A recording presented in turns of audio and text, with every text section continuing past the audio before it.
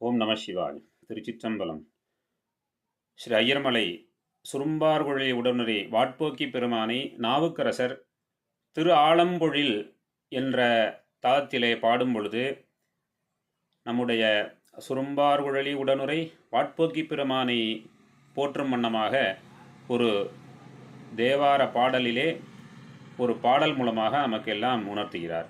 அந்த பாடல்: பார்முழுதாய் விசும்பாய் பாதாளமாம் பரம்பரனை சுரும்மமரும் குழலால் பாகத்து ஆரமுதாம் அணிதில்லை கூத்தன் தன்னை வாட்போக்கி அம்மானே எம்மான் என்று வாரமதாம் அடியார்க்கு வாரமாகி வஞ்சனை செய்வார்க்கு என்றும் வஞ்சனாகும் சீரரசை தென்பரம்பை குடியின்மேய திரு ஆலம்பொழிலானே சிந்தி நெஞ்சே என்ற இந்த பாடல்.